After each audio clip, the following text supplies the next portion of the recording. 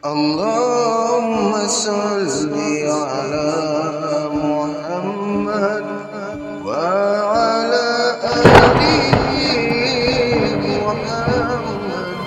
اللهم صل على محمد وعلى آل محمد.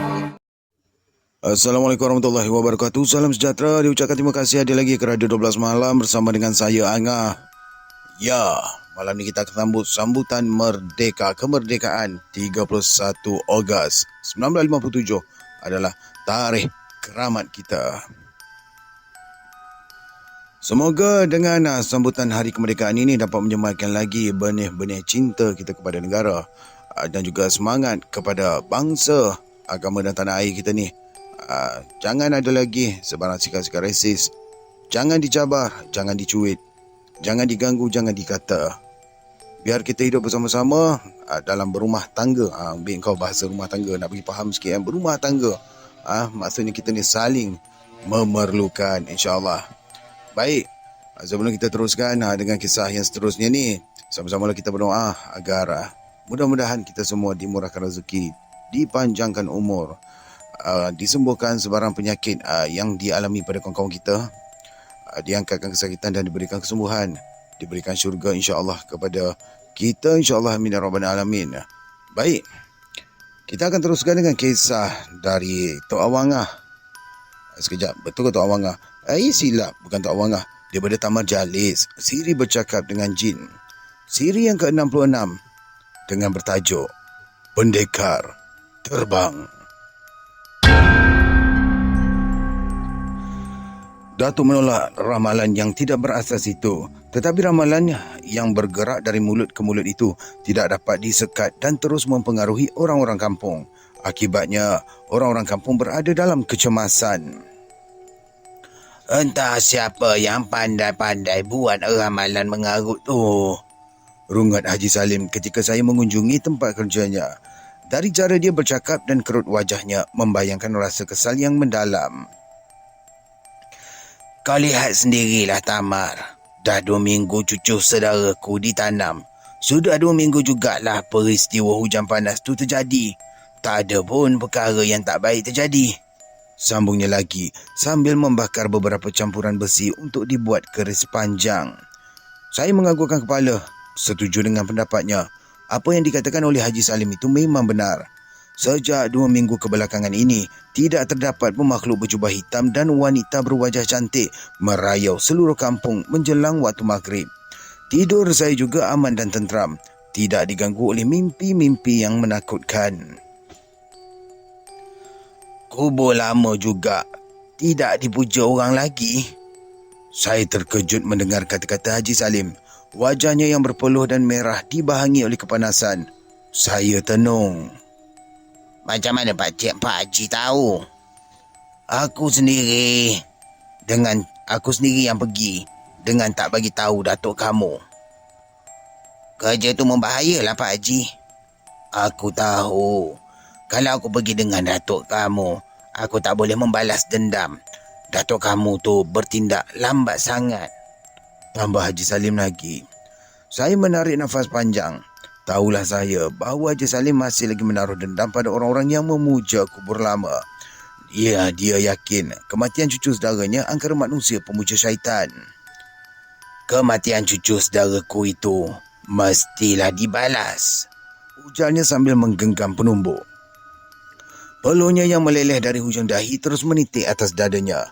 Air peluh itu bercampur dengan air peluh di dada, lalu mengalir ke arah perutnya yang agak buncit sedikit dan kulitnya nampak kendur.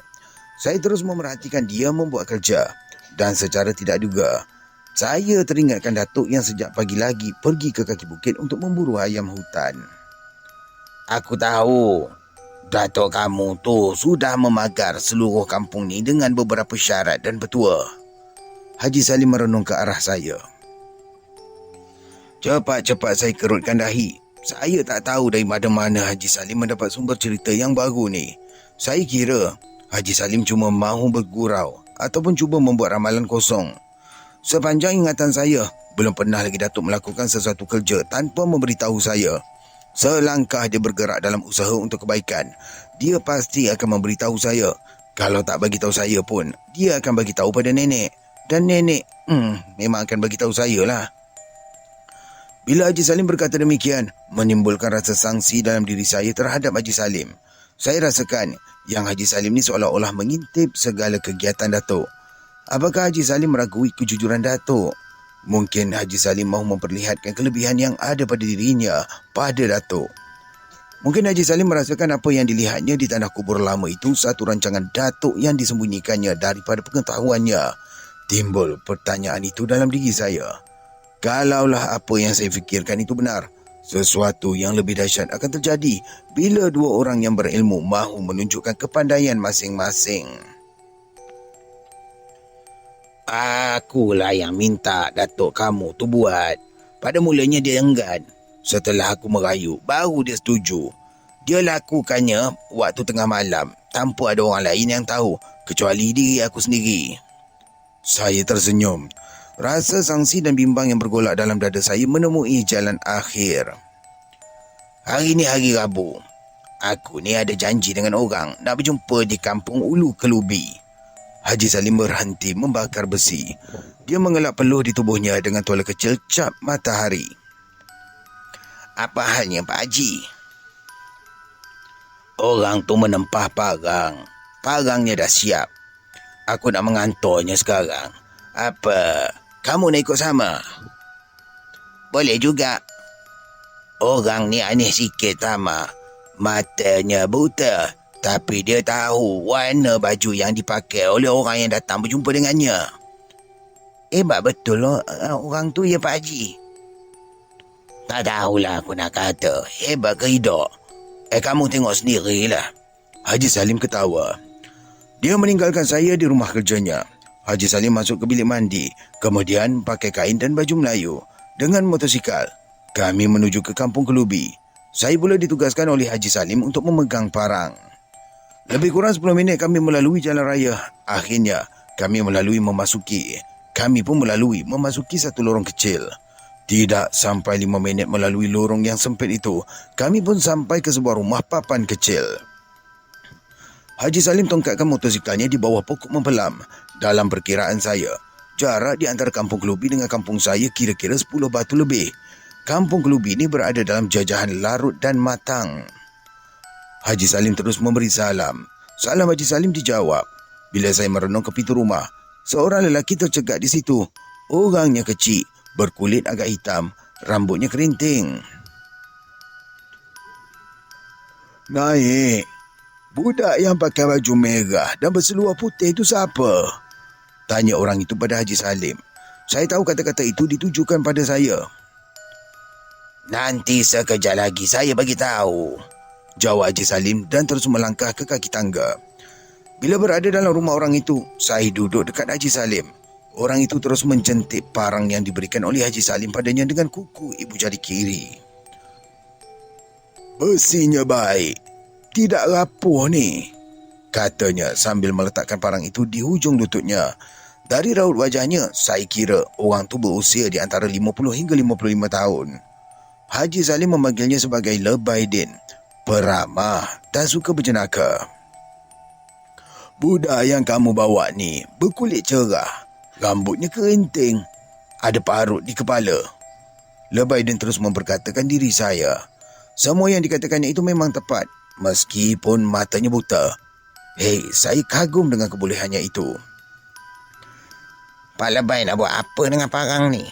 Tanya saya. Nak menebas kebun getah, biar mudah untuk aku menoreh. Buta pun boleh menoreh dan menebas kebun. Apa? Kau fikir orang buta ni tak boleh kerja? Dalam hidup ni biar kita ni buta mata, jangan buta hati. Kalau dah buta hati, celik pun tak guna. Haji Salim ketawa mendengar cakap Lebaidin itu. Saya merasakan ungkapan itu satu sindiran buat saya yang celik mata. Kalau saya tidak fikir yang berkata itu orang yang cacat anggotanya, mahu rasanya saya bertekak. Pada hati pula saya disindir dalam baik. Dia bukan menyindir. Cakapnya tu penuh makna. kata Haji Salim bila melihat saya dalam keadaan yang resah. Lebay Din tersenyum. Aku tahu budak tu marah, tapi dia harus ingat, orang yang cepat marah ni selalu rugi. Budak, kamu marahkan aku ke? Ujar Lebay Din dalam senyum yang memanjang. Saya tak marah. Belajarlah dalam hidup untuk menjadi orang yang tak lekas marah. Aku tahu kamu ni budak yang pintar. Lebay Din terus menepuk-nepuk kepala saya. Haji Salim hanya memperhatikan sahaja telatah Lebay Din terhadap diri saya. Tanpa diminta, Lebay Din menceritakan pada saya bahawa kedua belah matanya buta sejak kecil lagi. Pada mulanya dia sakit mata dalam usia 7 tahun. Ibunya membawa dia menemui dukun mata. Entahlah di mana silapnya. Sejak menemui dukun mata itu, matanya terus sakit dan akhirnya menjadi buta. Menurut cerita ibunya, dukun mata itu tersalah ramuan ubat. Mungkin dukun mata itu merasa bersalah, lalu menjadikan dia sebagai anak angkat. Semasa menjadi anak angkat, dukun mata itulah semasa menjadi anak angkat dukun mata itulah dia belajar silat, mengenal bentuk tubuh dan kulit orang berdasarkan bau badan. Dari tekanan suara seseorang, dia dapat membaca watak peribadi orang itu. Memanglah Lebay Din orang buta yang hebat. Pada tanggapan saya, kalau dia bercerita tentang dirinya, memang asyik untuk kita mendengarnya.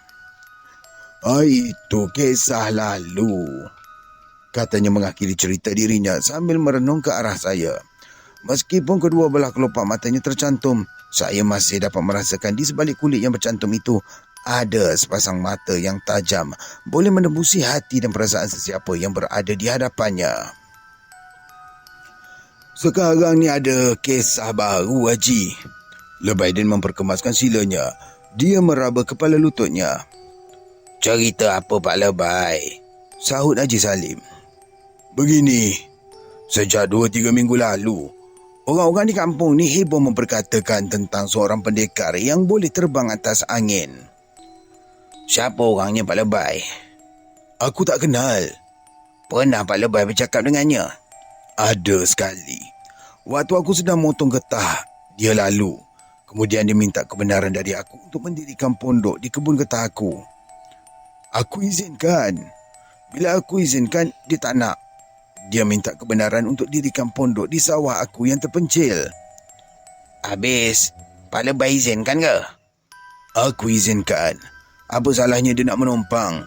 Lagipun bumi ini Allah yang punya. Kita cuma diamanatkan untuk menjaganya semasa kita masih hidup. Haji Salim merenung wajah saya. Kemudian Haji Salim kerutkan kening sambil meraba-raba pangkal dagunya, macam memikirkan sesuatu. Bila aku tanya, kenapa dia tak mahu mendirikan pondok dalam kebun getah yang letaknya tidak jauh daripada rumah aku, jawapannya tu meragukan. Lebay Din berhenti bercerita. Dia termenung panjang. Perbuatannya itu membuatkan saya tak sabar lalu mengajukan pertanyaan. Apa dia jawapannya Pak Lebay? Hai, kau pun nak tahu jawapannya? Ceritakanlah Lebay. Saya juga nak tahu ni, sahut Haji Salim dengan tenang. Kata dia ramai anak murid mengajar silat dari tengah malam hingga ke pagi. Kalau dekat kampung nanti, orang kampung marah. Lebay Din memberikan keterangan. Saya dan Haji Salim menganggukkan kepala. Dulu, cara orang tu bercakap berdasarkan gerak suaranya. Dia tu memang tak boleh, orang kata tak jujur. Kalau aku boleh mengintip, mau je aku ngintip dia waktu malam, sambung Lebay Din. Dari cara Lebay Din bercerita itu, dia seolah-olah meminta Haji Salim mengintip gerak-geri pendekar tersebut. Lebih kurang sejam kami berada di rumahnya. Kami pun minta diri. Kami tidak singgah di mana-mana. Terus pulang ke rumah. Bila sampai di rumah Haji Salim, saya terkejut besar melihat Datuk berdiri di halaman rumah Haji Salim sambil memulas tangan kanan Daud ke belakang. Daud saya lihat tunduk sambil menahan kesakitan. Wajah Datuk merah. Haji Salim segera menghampiri Datuk. Kenapa? Kenapa Daud dibuat macam tu? Suara Haji Salim lembut. Wajahnya cemas. Datuk tidak menjawab. Daud ditolaknya hingga terjerumus ke bumi. Aku bunuh kamu kalau kamu membuat perkara maksiat tu. Suara Datuk meninggi. Datuk terus menumbuk pokok pisang melepaskan geramnya. Pokok pisang yang ditumbuk Datuk terus patah dua macam dipotong dengan parang. Datuk terus termenung panjang di situ. Haji Salim segera menghampiri Daud yang baru bangun sambil meraba dadanya. Mukanya nampak pucat. Kenapa Daud? Soal Haji Salim. Saya ni orang miskin. Kata orang dalam kubur lama tu ada harta karun. Ada emas belian. Jadi saya cubalah nak korek. Baru 2 kali korek, orang tua tu datang. Daud merenung ke arah Datuk. Muka Daud nampak cemas sekali. Haji Salim terus menarik Daud ke dalam ruang tempat kerjanya. Dia suruh Daud duduk di situ. Dan kemudian Haji Salim terus menemui Datuk. Mereka bercakap-cakap sebentar. Datuk dan Haji Salim terus menemui Daud. Sekarang aku mahu kau bercerita perkara yang sebenar, kata Haji Salim pada Daud. Daud tidak berkata apa-apa. Dia cuma termenung dan berusaha menenangkan rasa marah yang membara dalam dirinya. Daud terus bercerita. Kira-kira 2 bulan yang lalu, dia diajak oleh seorang kawannya dari Pulau Pinang untuk memasuki satu kumpulan yang kerjanya mencari kubur lama untuk dipuja dengan tujuan mencari harta karun. Dan menurut ketua kumpulan, setiap kubur lama terutamanya kubur raja-raja dahulu kala menyimpan harta karun kerana dipercayai orang-orang yang mati itu ditanam bersama-sama dengan hartanya. Dalam usaha mencari harta karun itu, mereka sudah menjelajah ke seluruh tanah air. Mereka ni bergerak pada waktu malam. Siapa nama ketua kumpulan kamu? Soal Datuk. Kamal, orang Batu Maung. Tetapi ketua nombor 1 ni seorang dukun tua yang berulat kaki. Saya yang memberitahu mereka di sini ada kubur lama. Patutlah kamu selalu keluar. Kata kamu kerja kontrak. Tetapi lain pula yang kamu lakukan. Potong Haji Salim. Ya, saya menipu, sahut Daud. Datuk terus merisik rahsia dari Daud. Daud mengakui yang dia pernah memakai jubah hitam dan berada di kubur lama melakukan pemujaan. Tetapi dia tidak pernah memotong lidah anak dara sunti. Cuma dia memberitahu pada kumpulannya tentang jumlah anak dara sunti yang terdapat di kampungnya. Kata dukun panglima, di kampung kita ni susah sikit. Ada penghalangnya. Penghalangnya besar. Dia ni. Daud menudingkan jari telunjuknya ke arah Datuk Haji Salim. Ke arah Datuk. Ditunjuk jari ke arah Datuk dia tu. Haji Salim menarik nafas panjang. Datuk tersenyum. Dia sudah dapat mengawal perasaannya. Orang yang kau sebut sebagai dukun pendekar tu boleh mengubah orang dan mengambil upah membuat orang. Tanya Datuk. Ya, semua kerja jahat dia boleh buat. Dia berdendamkan kamu, jawab Daud. Datuk menarik nafas panjang. Begini sajalah Daud.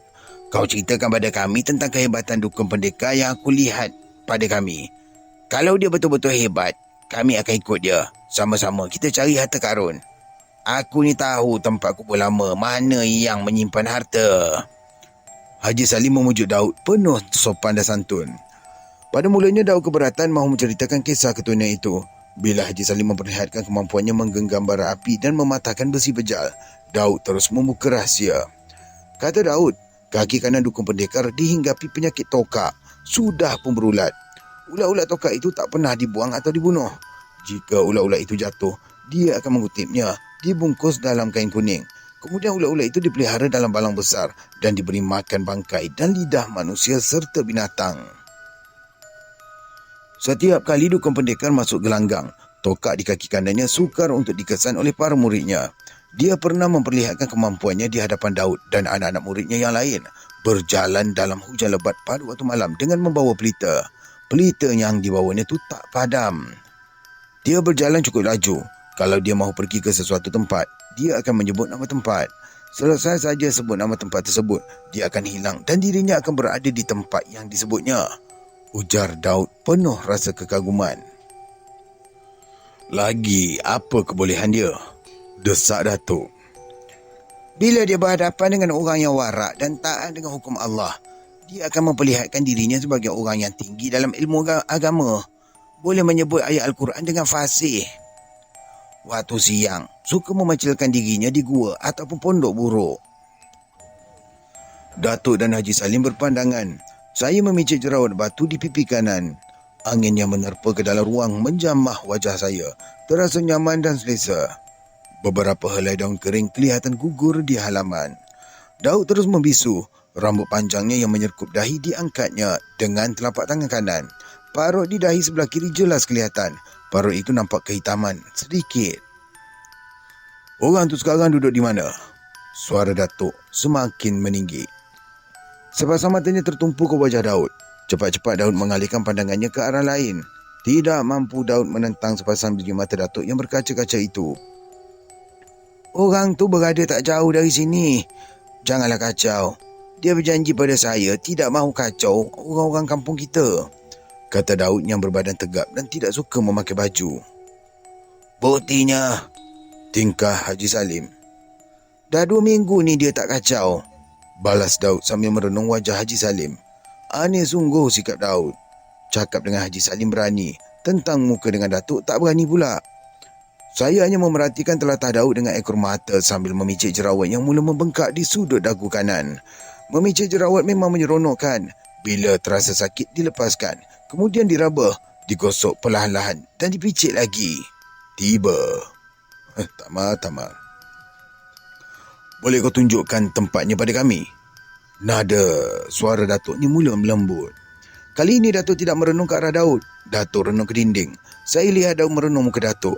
Perlahan-lahan Daud menjuihkan bibirnya ke hadapan. Dia semacam memperkecil-kecilkan Datuk.